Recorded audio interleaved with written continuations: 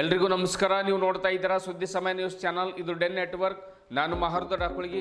ಮತ್ತೆ ಒಂದಿಷ್ಟು ಹೊಸ ಹೊಸ ಸುದ್ದಿಗಳನ್ನು ತೆಗೆದುಕೊಂಡು ನಾವು ನಿಮ್ಮ ಮುಂದೆ ಬರ್ತಾ ಇದ್ದೀವಿ. ಈ ದಿನದ ಪ್ರಮುಖ ಹೆಡ್ಲೈನ್ಸ್ಗಳನ್ನು ನೋಡ್ಕೊಂಡು ಬರೋಣ. ನಗರದ ಜಿಲ್ಲಾ ರಂಗಮಂದಿರದಲ್ಲಿ ಜರುಗಿದ ದಾಸ ಶ್ರೇಷ್ಠ ಭಕ್ತ ಕನಕದಾಸರ ಜಯಂತಿ ಮಹೋತ್ಸವ. ಸಮಾಜದಲ್ಲಿರುವ ಅಂಕುಡೊಂಕುಗಳನ್ನು ತಿದ್ದಿದ ಕೀರ್ತಿ ಕನಕದಾಸರಿಗೆ ಸಲ್ಲುತ್ತದೆ. ಅವರ ಆದರ್ಶಗಳನ್ನು ಜೀವನದಲ್ಲಿ ಅಳವಡಿಸಿಕೊಳ್ಳಿ, ಸಚಿವ ಈಶ್ವರ ಖಂಡ್ರೆ.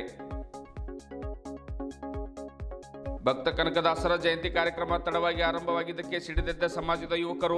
ಯಾವಾಗಲೂ ಇದೇ ಗೋಳಾಯಿತು ಎಂದು ಜಿಲ್ಲಾಡಳಿತದ ವಿರುದ್ಧ ಧಿಕ್ಕಾರ ಕೂಗಿ ಆಕ್ರೋಶ. ಮುಂದಿನಿಂದ ಸರಿಪಡಿಸೋಣ ಎಂದು ಸಮಾಧಾನಪಡಿಸಿದ ಸಚಿವ ಈಶ್ವರ ಖಂಡ್ರೆ. ನಗರದ ಬೊಮ್ಮಗೊಂಡೇಶ್ವರ ವೃತ್ತದಿಂದ ರಂಗಮಂದಿರದವರೆಗೆ ಜರುಗಿದ ಕನಕದಾಸರ ಭವ್ಯ ಮೆರವಣಿಗೆ. ಕನಕದಾಸರ ಜಯಂತಿ ಪ್ರಯುಕ್ತ ಮೆರವಣಿಗೆಯಲ್ಲಿ ಹೆಜ್ಜೆ ಹಾಕಿದ ಸಚಿವ ರಹೀಂ ಖಾನ್ ಹಾಗೂ ಶಾಸಕ ಬೆಲ್ದಾಳೆ. ಗಮನ ಸೆಳೆದ ಡೊಳ್ಳು ಕುಣಿತ ಮತ್ತು ಕಲಾವಿದರ ಪ್ರದರ್ಶನ. ಔರಾದ್ ಪಟ್ಟಣದಲ್ಲಿ ದಾಸಶ್ರೇಷ್ಠ ಶ್ರೀ ಭಕ್ತ ಕನಕದಾಸರ 538ನೇ ಜಯಂತಿ ಆಚರಣೆ. ಔರಾದ್ ಬಸವೇಶ್ವರ ವೃತ್ತದಿಂದ ತಹಸೀಲ್ ಕಚೇರಿವರೆಗೆ ಜರುಗಿದ ಭವ್ಯ ಮೆರವಣಿಗೆ. ಕಾರ್ಯಕ್ರಮದಲ್ಲಿ ಸಾವಿರಾರು ಜನರು ಭಾಗಿ. ಗಮನ ಸೆಳೆದ ಕನಕದಾಸರ ವೇಷ ಧರಿಸಿದ ಪುಟ್ಟ ಬಾಲಕ. ಇಂದಿನ ಒಂದಿಷ್ಟು ವಾರ್ತೆಗಳ ವಿವರಗಳನ್ನು ನೋಡ್ಕೊಂಡು ಬರೋಣ. ಅತ್ಯಂತ ಕಡು ಬಡತನದಲ್ಲಿ ಜನಿಸಿ ತ್ಯಾಗಿಗಳಾಗಿ ಸಮಾಜದಲ್ಲಿರುವಂತಹ ಅನಿಷ್ಟ ಪದ್ಧತಿಗಳನ್ನು, ಅಂಧಶ್ರದ್ಧೆಯನ್ನು, ಮೂಢನಂಬಿಕೆಗಳನ್ನು ಸೇರಿದಂತೆ ಅಂಕುಡೊಂಕುಗಳನ್ನು ತಿದ್ದಿದ ಕೀರ್ತಿ ದಾಸಶ್ರೇಷ್ಠ ಭಕ್ತ ಕನಕದಾಸರಿಗೆ ಸಲ್ಲುತ್ತದೆ ಎಂದು ಅರಣ್ಯ, ಜೀವಿಶಾಸ್ತ್ರ, ಪರಿಸರ ಹಾಗೂ ಬೀದರ್ ಜಿಲ್ಲಾ ಉಸ್ತುವಾರಿ ಸಚಿವ ಈಶ್ವರ ಖಂಡ್ರೆ ಹೇಳಿದರು. ನಗರದ ಜಿಲ್ಲಾ ರಂಗಮಂದಿರದಲ್ಲಿ ಜಿಲ್ಲಾಡಳಿತದ ವತಿಯಿಂದ ಆಯೋಜನೆ ಮಾಡಿರುವಂತಹ ದಾಸಶ್ರೇಷ್ಠ ಭಕ್ತ ಕನಕದಾಸರ 538ನೇ ಜಯಂತಿ ಮಹೋತ್ಸವವನ್ನು ಉದ್ಘಾಟಿಸಿ ಅವರು ಮಾತನಾಡ್ತಾರೆ.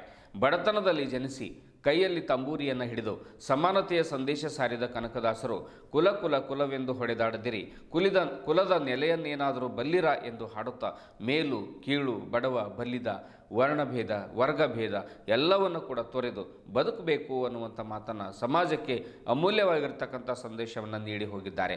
ಅವರ ಆದರ್ಶಗಳನ್ನು, ಅವರ ತತ್ವಗಳನ್ನು ನಮ್ಮ ಜೀವನದಲ್ಲಿ ಅಳವಡಿಸಿಕೊಳ್ಳೋಣ ಎನ್ನುವಂಥ ಮಾತನ್ನು ಖಂಡ್ರೆ ಹೇಳಿದರು. ಇದೇ ವೇಳೆ ಕಾರ್ಯಕ್ರಮದಲ್ಲಿ ಪೌರಾಡಳಿತ ಸಚಿವ ರಹೀಂ ಖಾನ್, ಬೀದರ್ ದಕ್ಷಿಣ ಕ್ಷೇತ್ರದ ಶಾಸಕ ಡಾಕ್ಟರ್ ಶೈಲೇಂದ್ರ ಕೆ ಬೆಲ್ದಾಳೆ, ಮಾಜಿ ಸಚಿವ ಬಂಡೆಪ್ಪ ಖಶಂಪೂರ್, ಗ್ಯಾರಂಟಿ ಯೋಜನೆಗಳ ಅನುಷ್ಠಾನ ಸಮಿತಿ ಜಿಲ್ಲಾಧ್ಯಕ್ಷ ಅಮೃತರಾವ್ ಚಿಂಪೋಡೆ, ಮಾಜಿ ನಿಗಮ ಮಂಡಳಿ ಅಧ್ಯಕ್ಷ ಪಂಡಿತರಾವ್ ಚಿದ್ರಿ, ಪ್ರಮುಖರಾದ ಡಾಕ್ಟರ್ ಸಂಜುಕುಮಾರ್ ಅತ್ತಿವಾಳೆ ಸೇರಿದಂತೆ ಪೂಜ್ಯರು, ಮುಖಂಡರು, ಸಮಾಜದ ಗಣ್ಯರು ಉಪಸ್ಥಿತರಿದ್ದರು. ಕನಕದಾಸರ ಕುರಿತು ವಿಶೇಷ ಉಪನ್ಯಾಸ ಕಾರ್ಯಕ್ರಮ ಜರುಗಿತು. ಕಾರ್ಯಕ್ರಮದಲ್ಲಿ ಸಾವಿರಾರು ಜನ ಸಮಾಜದ ಬಾಂಧವರು, ಹಿತೈಷಿಗಳು, ಸಾಹಿತಿಗಳು ಹಾಗೂ ಗಣ್ಯರು ರಂಗಮಂದಿರದಲ್ಲಿ ಉಪಸ್ಥಿತರಿದ್ದರು. ಅಭಿನಂದನೆ ಮತ್ತು ಶುಭಾಶಯಗಳನ್ನು ಕೋರ್ತಾ ಇದ್ದೇನೆ. ಆತ್ಮೀಯ ಬಂಧುಗಳೇ, ಇವತ್ತು ನಾವೆಲ್ಲರೂ ಮಹಾಪುರುಷರ ಜಯಂತ್ಯೋತ್ಸವ ಆಚರಣೆ ಮಾಡ್ತೀವಿ, ಸ್ಮರಣೋತ್ಸವ ಆಚರಣೆ ಮಾಡ್ತೀವಿ. ಅದರ ಉದ್ದೇಶ ಏನಪ್ಪಾ ಅಂತ ಹೇಳಿದ್ರೆ, ಅವ್ರ ಕಾರ್ಯಕಾಲದಲ್ಲಿ ಅವರು ನಮ್ಗೆ ಏನೊಂದು ಆದರ್ಶವನ್ನು ಕೊಟ್ಟಿದ್ದಾರೆ, ಏನೊಂದು ತತ್ವ ಸಿದ್ಧಾಂತ ಕೊಟ್ಟಿದ್ದಾರೆ, ಅವರ ಕಾರ್ಯದಿಂದ ಸ್ಫೂರ್ತಿ ಪಡೆದು ಅವೆಲ್ಲವನ್ನು ನಮ್ಮ ವೈಯಕ್ತಿಕ ಜೀವನದಲ್ಲಿ ಅಳವಡಿಸಿಕೊಂಡು ಅದನ್ನು ಜಾರಿಗೆ ತರುವಂತ ಒಂದು ಪ್ರಾಮಾಣಿಕ ಪ್ರಯತ್ನ ಮಾಡಬೇಕು ಅನ್ನುವಂತ ನಿಟ್ಟಿನಲ್ಲಿ ಈ ಮಹಾಪುರುಷರ ಜಯಂತ್ಯೋತ್ಸವ ನಾವು ಆಚರಣೆ ಮಾಡ್ತೀವಿ. ಅದೇ ರೀತಿಯಲ್ಲಿ ಇವತ್ತು ಭಕ್ತರ ಮೇಲೆ ಏನು ವರ್ಣಾಶ್ರಮ ಇದೆ, ವ್ಯವಸ್ಥೆ ಇದೆ, ಜಾತಿ ವ್ಯವಸ್ಥೆ, ಮೇಲು ಕೀಳೆಂಬ ವ್ಯವಸ್ಥೆ ಇದೆ, ಆ ವ್ಯವಸ್ಥೆ ಇರಬಾರದು ಅನ್ನುವಂತ ಒಂದು ಪ್ರಚಾರವನ್ನು ಸಮಾಜದಲ್ಲಿ ಎಲ್ಲ ಕಡೆ ಸುತ್ತಾಡಿ ಅವರು ಜನರಲ್ಲಿ ಜಾಗೃತಿ ಮೂಡಿಸುವಂಥದ್ದು, ಅವ್ರಿಗೆ ಅರಿವು ಮೂಡಿಸುವಂತ ಒಂದು ಕೆಲಸವನ್ನು ಮಾಡ್ತಾರೆ. ಅವರೇನು ಕೃತಿ ಇದೆ, ರಾಮದಾನ ಚರಿತ್ರೆ ಇರ್ಬೋದು, ಅವೆಲ್ಲ ಕೃತಿಗಳಲ್ಲಿ ಇವತ್ತು ನಾವು ಮನುಷ್ಯ ಯಾವ ರೀತಿಯಲ್ಲಿ ಬದುಕಬೇಕು ಅನ್ನುವಂಥದ್ದು ಅದ್ರ ಬಗ್ಗೆ ಹೇಳ್ತಾರೆ. ಅವರು ಭಕ್ತಿ, ಜ್ಞಾನ, ವೈರಾಗ್ಯವನ್ನು ಮೈಗೂಡಿಸ್ಕೊಳ್ತಾರೆ. ಭಕ್ತಿಯಲ್ಲಿ ಎಷ್ಟೊಂದು ಅದ್ಭುತವಾದಂತಹ ಶಕ್ತಿ ಇದೆ ಅನ್ನುವಂಥ ತೋರಿಸ್ಕೊಡ್ತಾರೆ. ನಾವು ಭಕ್ತಿಯಿಂದ, ಶ್ರದ್ಧೆಯಿಂದ, ನಂಬಿಕೆಯಿಂದ ಆರಾಧನೆ ಮಾಡಿದರೆ ಆ ಭಗವಂತನು ಸಹಿತ ಅವರಿಗೆ ಕನಕನ ಕಿಂಡಿಯ ಮಹಿಮೆ ಇದೆ, ವ್ರತಾಂಶ ಏನಿದೆ ಎಲ್ಲರಿಗೂ ಗೊತ್ತಿದೆ. ಬೀದರ್ನ ಜಿಲ್ಲಾ ರಂಗಮಂದಿರದಲ್ಲಿ ದಾಸಶ್ರೇಷ್ಠ ಭಕ್ತ ಕನಕದಾಸರ ಜಯಂತಿ ಉತ್ಸವ ನಿಗದಿತ ಸಮಯಕ್ಕೆ ಆರಂಭ ಆಗದೇ ಇರುವುದಕ್ಕೆ ಸಮಾಜದ ಯುವಕರು ಜಿಲ್ಲಾಡಳಿತದ ವಿರುದ್ಧ ತಮ್ಮ ಆಕ್ರೋಶವನ್ನು ಹೊರಹಾಕಿದ್ರು. ಅಲ್ಲದೆ ಸಮಯಕ್ಕೆ ಸರಿಯಾಗಿ ಅತಿಥಿಗಳು ಜಿಲ್ಲಾ ಉಸ್ತುವಾರಿ ಸಚಿವ ಈಶ್ವರ್ ಖಂಡ್ರೆ ಅವರು ಕೂಡ ಕಾರ್ಯಕ್ರಮಕ್ಕೆ ಆಗಮಿಸದೇ ಇರುವುದಕ್ಕಾಗಿ ಯುವಕರು ಅಮೃತರಾವ್ ಚಿಮ್ಕೋಡೆ ಅವರ ಜೊತೆಗೆ ರಂಗಮಂದಿರದಲ್ಲಿ ವಾದಕ್ಕಿಳಿದಿದ್ದರು. ಸಚಿವರು ಬಂದ ಮೇಲೆ ಅವರನ್ನೇ ಕೇಳಿ ಎಂದು ಚಿಮ್ಕೋಡೆಯವರು ಯುವಕರಿಗೆ ಒಂದು ಸಮಾಧಾನ ಪಡಿಸುತ್ತಿರುವ ದೃಶ್ಯ ಅಲ್ಲಿ ಕಂಡು ಬಂತು. ಕೆಲ ಕಾಲ ನಾನಿ ಎಂಬ ಒಂದು ವಾದ ವಿವಾದ ಕೂಡ ನಡೀತು. ಯುವಕರು ಜಿಲ್ಲಾಡಳಿತಕ್ಕೆ ಧಿಕ್ಕಾರ ಕೂಡ ಕೂಗಿದ್ರು. ಸಚಿವ ಖಂಡ್ರೆ ಅವರು ಬಂದ ಮೇಲೆ ಮುಂದಿನ ಬಾರಿ ಈ ಕಾರ್ಯಕ್ರಮದಲ್ಲಾದ ಪ್ರಮಾದಗಳನ್ನು ತಪ್ಪುಗಳನ್ನು ನಾವು ಸರಿಪಡಿಸೋಣ, ಈಗ ಕೂತ್ಕೊಳ್ಳಿ, ಸಮಾಧಾನ ಮಾಡಿಕೊಳ್ಳಿ ಎಂದು ಸಚಿವರು ಯುವಕರನ್ನು ಸಮಾಧಾನ ಪಡಿಸಿದ್ರು. ಆಗ ಎಲ್ಲರೂ ಕೂಡ ಮತ್ತೆ ಶಾಂತ ರೀತಿಯಿಂದ ಕೂತ್ಕೊಂಡ್ರು. ನಂತರ ಕಾರ್ಯಕ್ರಮ ಸುಗಮವಾಗಿ ಸಾಗ್ತು.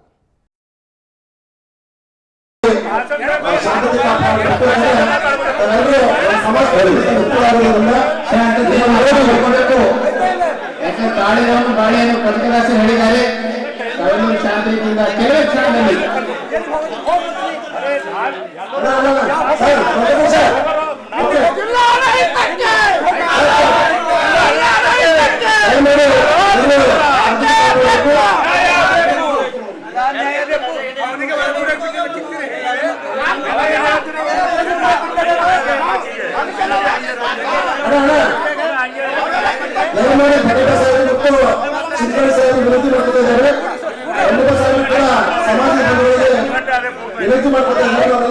ಸಮಾಜ ಶಾಂತಿ ಕಾಪಾಡುವರು.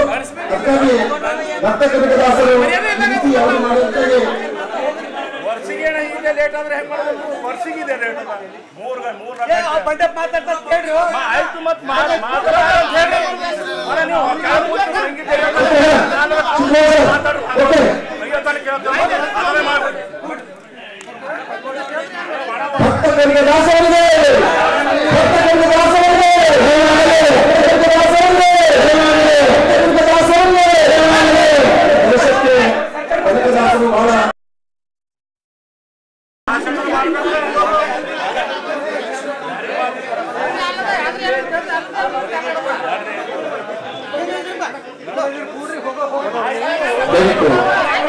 ನಾನು ವೇದಿಕೆ ಮೇಲೆ ಸಮಾಜದ ಮುಖಂಡರ ಗಣ್ಯರನ್ನು ಆಹ್ವಾನ ಮಾಡ್ತಾ ಇದ್ದೀನಿ. ದಯವಿಟ್ಟು ಅವರು ವೇದಿಕೆ ಮೇಲೆ ಆಗಮಿಸಬೇಕು. ಪರಮ ಪೂಜ್ಯರಾಗಿರುವಂತಹ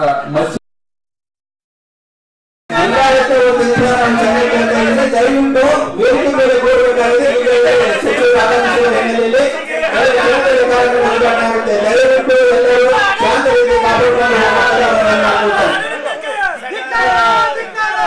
ಇಬ್ಬರು ಮಂತ್ರಿಗಳು ಬಂದರೆ ಅತ್ಯಂತ ಪವಿತ್ರವಾದಂತಹ ಕಾರ್ಯಕ್ರಮವನ್ನು ಸರಿಪಡಿಸೋಣ ಅಂತ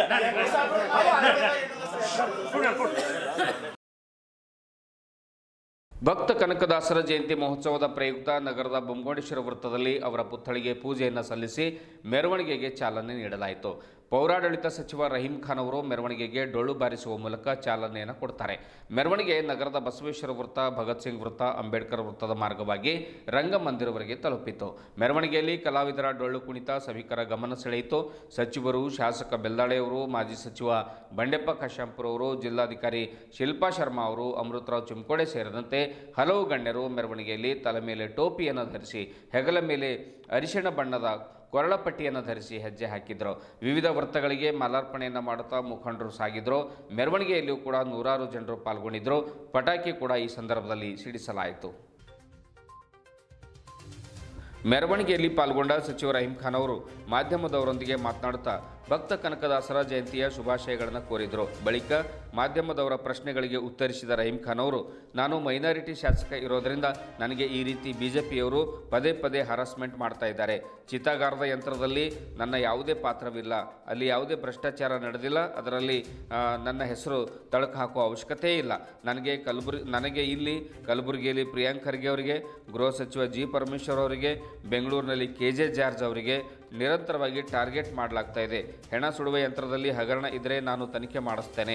ನನಗೆ ಅಥವಾ ಜಿಲ್ಲಾಧಿಕಾರಿಗಳಿಗೆ ಅಥವಾ ಲೋಕಾಯುಕ್ತರಿಗೆ ಮೊದಲು ಈ ಬಿಜೆಪಿಯವರು ಮನವಿ ಕೊಡಬೇಕಾಗಿತ್ತು. ಆದರೆ ಆ ಮನವಿ ಕೊಡೋದನ್ನು ಬಿಟ್ಟು ಬೇಕಂತಲೇ ಬಿಜೆಪಿಯವರು ನನಗೆ ಟಾರ್ಗೆಟ್ ಮಾಡ್ತಾ ಇದ್ದಾರೆ, ನೇರವಾಗಿ ಧರಣಿ ಸತ್ಯಾಗ್ರಹ ಮಾಡ್ತಾ ಇದ್ದಾರೆ, ಪ್ರತಿಭಟನೆಗಳನ್ನು ಮಾಡ್ತಾ ಇದ್ದಾರೆ ಎಂದು ಸಚಿವ ರಹೀಂ ಖಾನ್ ಅವರು ಪ್ರತ್ಯುತ್ತರ ನೀಡಿದರು.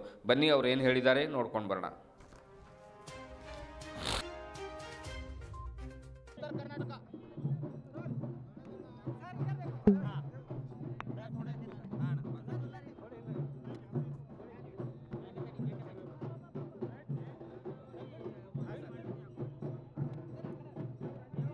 ಇವತ್ತು ಭಕ್ತ ಕನಕದಾಸ್ ಜಯಂತಿ ಇದೆ.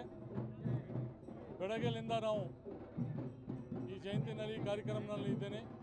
ಇಡೀ ನಮ್ಮ ದೇಶಕ್ಕೆ, ನಮ್ಮ ಕರ್ನಾಟಕಕ್ಕೆ ಮತ್ತು ಬೀದರ್ ಡಿಸ್ಟಿಕ್ಗೆ ಎಲ್ಲ ಜನರಿಗೆ ಭಕ್ತ ಕನಕದಾಸ್ ಜಯಂತಿದು ಶುಭಾಶಯಗಳು ಹೇಳ್ತೇನೆ. ಮತ್ತು ದೇವರು ಎಲ್ಲರಿಗೆ ಒಳ್ಳೆಯದು ಮಾಡಲಿ. ಎಲ್ಲರದು ಕನಸು ಏನಿದೆ ಆ ಕನಸು ಒಳ್ಳೆಯದು ಆಗಲಿ ಅಂತ ಹೇಳ್ತೇನೆ.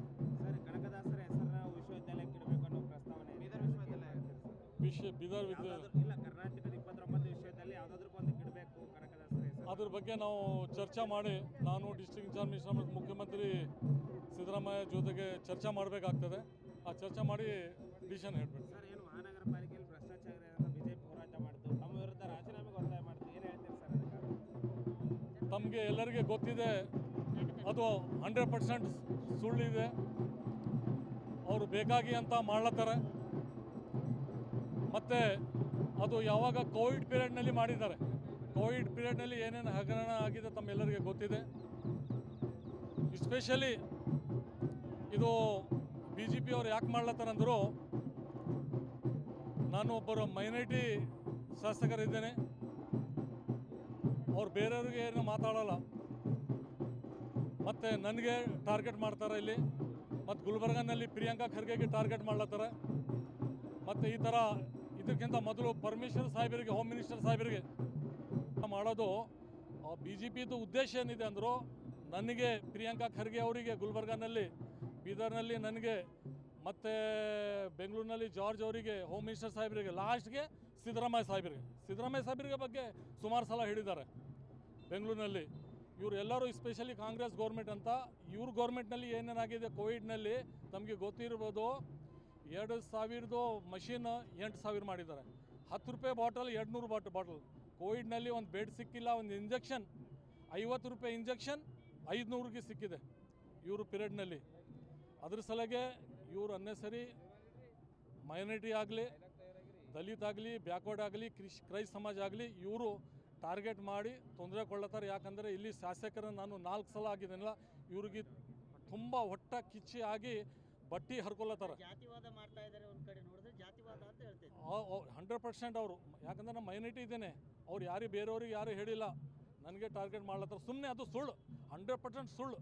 ನಿಮಗೆ ನೋಡಿ, ಏನೇ ಇದ್ದರೂ DC ಕೊಡ್ಬೇಕು ಫಸ್ಟ್ ಲೆಟರ್, ಇಂಕ್ವೈರಿ ಮಾಡಿರಿ ಇದು ಈ ಥರ. ಅವ್ರು ಮಾಡಿಲ್ಲ ಅಂದರೂ ಆಮೇಲೆ ಏನೋ ಮಾಡ್ಬೋದು, ನಮಗೆ ಕೊಡ್ಬೋದು, ಲೋಕಾಯುಕ್ತಗೆ ಕೊಡ್ಬೋದು.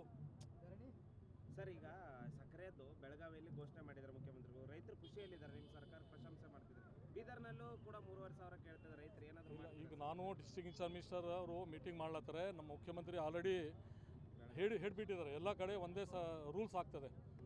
ಒಬ್ಬರಿಗೆ ಒಂದು ಸೈಡ್ ಆಗಲ್ಲ. ಅದ್ರ ಸಲುವಾಗಿ ಒಂದು ಚರ್ಚೆ ಮಾಡಿ 3,300 ಆಗ್ಬೋದು. ಅದೇ ಈಗ ಚರ್ಚೆ ಮಾಡ್ತೀನಿ. ಮುಖ್ಯಮಂತ್ರಿ ಎಲ್ಲ ಕಡೆ ಅಂತ ಹೇಳಿದ್ದಾರೆ. ಈಗ ಒಂದ್ಸಲ ಡಿಸ್ಟ್ರಿಕ್ಟ್ ಇನ್ಚಾರ್ಜ್ ಮಿನಿಸ್ಟರ್ ಜೊತೆಗೆ ಚರ್ಚೆ ಮಾಡಿ ಫೈನಲ್ ಹೇಳ್ಬಿಟ್ಟು. ರೈತರು ಸ್ಥಳಾಂತರಗೊಳಿಸಿದಾರಲ್ಲ ಸರ್, ಇದು ಔರಾದ್ ಪಟ್ಟಣದಲ್ಲಿ ದಾಸಶ್ರೇಷ್ಠ ಭಕ್ತ ಕನಕದಾಸರ 538ನೇ ಜಯಂತಿಯನ್ನು ಔರಾದ್ ತಾಲೂಕು ಆಡಳಿತ ವತಿಯಿಂದ ಅತ್ಯಂತ ವಿಜೃಂಭಣೆಯಿಂದ ಆಚರಿಸಲಾಯಿತು.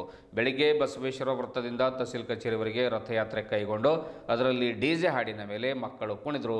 ಯುವಕರೆಲ್ಲರೂ ಕೂಡ ಕುಣಿದು ಕುಪ್ಪಳಿಸಿ ಮೆರವಣಿಗೆಗೆ ಒಂದು ಕರೆದೊಯ್ಯುವ ಮೂಲಕ ಕನಕದಾಸರ ಜಯಂತಿ ಆರಂಭ ಆಯಿತು. ನಂತರ ತಹಸೀಲ್ ಕಚೇರಿಯಲ್ಲಿ ತಹಸೀಲ್ದಾರರು ಕನಕದಾಸರ ಭಾವಚಿತ್ರಕ್ಕೆ ಪೂಜೆಯನ್ನು ಸಲ್ಲಿಸಿ ಕಾರ್ಯಕ್ರಮಕ್ಕೆ ಚಾಲನೆ ನೀಡಿ ತಹಸೀಲ್ದಾರರು ಸ್ವಾಗತ ಕೂಡ ಮಾಡ್ತಾರೆ. ಕಾರ್ಯಕ್ರಮದಲ್ಲಿ ಮುಖ್ಯ ಅತಿಥಿಗಳಾಗಿ ಸರೋಬಾಯಿ ವೈಜನಾಥ್ ಘೋಳೆ ಅವರು ಪಾಲ್ಗೊಂಡಿದ್ದರು. ಪಟ್ಟಣ ಪಂಚಾಯತ್ ಅಧ್ಯಕ್ಷರು, ಆಮೇಲೆ ಸಾಹಿತಿಗಳಾಗಿರ್ತಕ್ಕಂಥ ಪಾರ್ವತಿ ಸೋನಾರಿ ಅವರು, ಬಿಜು ರಂಗೇಶ್ ಅವರು, ಕ್ಷೇತ್ರ ಶಿಕ್ಷಣಾಧಿಕಾರಿಗಳು ಇವರೆಲ್ಲರೂ ಕೂಡ ಹಾಜರಿರ್ತಾರೆ. ಆಮೇಲೆ ವೇದಿಕೆ ಮೇಲೆ ಶಿವಕುಮಾರ್ ಘಾಟೆ, ಡಾಕ್ಟರ್ ಭೀಮಸೇನರಾವ್ ಸಿಂಧೆ, ಶಿವರಾಜ್ ಅಲ್ಮಾಜೆ, ರಾಮಣ್ಣ ಒಡೆಯರ್, ಡಾಕ್ಟರ್ ವೈಜನಾಥ್ ಭೊಟ್ಟೆ ಸೇರಿದಂತೆ ಇನ್ನು ಅನೇಕ ಜನ ತಾಲೂಕಿನ ಮುಖಂಡರು, ಗಣ್ಯರು, ವಿದ್ಯಾರ್ಥಿಗಳು, ಯುವಕರು, ಯುವತಿಯರು ಎಲ್ಲರೂ ಕೂಡ ಪಾಲ್ಗೊಂಡು ಕಾರ್ಯಕ್ರಮವನ್ನು ಯಶಸ್ವಿಗೊಳಿಸಿದರು.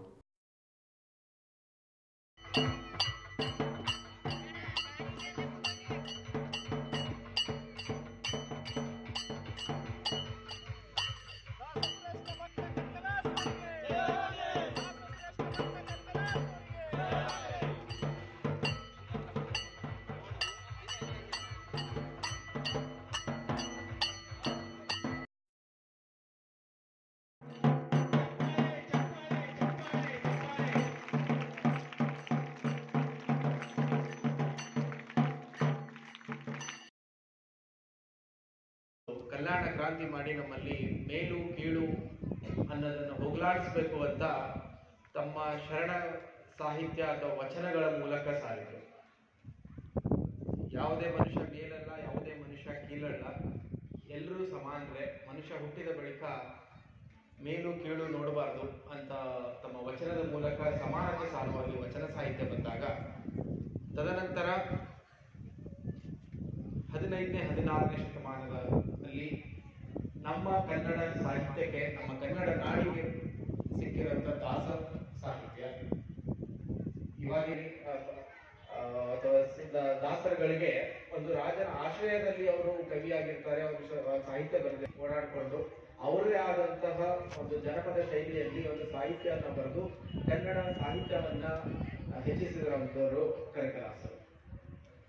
ಅವ್ರದ್ದು ಅದರಲ್ಲಿ ಒಂದು ಮೇಲು ಕೀಳನ್ನ ಹೇಗೆ ಒಂದು ಮೇಲ್ಜಾತಿ ಕೆಳ ಜಾತಿಯನ್ನ ಕಂಪೇರ್ ಮಾಡಿ ಒಂದು ಬರುವಾಗ ರಾಮದಾನ ಚರಿತ್ರೆ ಅಂತ ಬರೆದು ಈ ರಾಗಿ ಮತ್ತು ಅಕ್ಕಿ ಬಗ್ಗೆ ಒಂದು ಸಂವಾದದ ರೂಪದಲ್ಲಿ ಬರೀತಾರೆ. ಅಂದರೆ ರಾಗಿ ಶ್ರೇಷ್ಠನೋ ಅಕ್ಕಿ ಶ್ರೇಷ್ಠನೋ, ಅಕ್ಕಿಯನ್ನ ಅವರು ಮೇಲ್ಜಾತಿಗೆ ಹೋಲಿಸಿ ರಾಗಿಯನ್ನ ಕೆಳ ಜಾತಿಗೆ ಹೋಲಿಸಿ ಒಂದು ಯಾವುದು. ಇದುವರೆಗೂ ಸುದ್ದಿ ಕೊಟ್ಟಿರುವ ನಾನು ಮಹಾರ್ದುರಾಕುಳಿಗೆ ಮತ್ತೆ ಮುಂದಿನ ವಾರ್ತೆಗಳೊಂದಿಗೆ ಭೇಟಿಯಾಗೋಣ. ವಂದನೆಗಳು.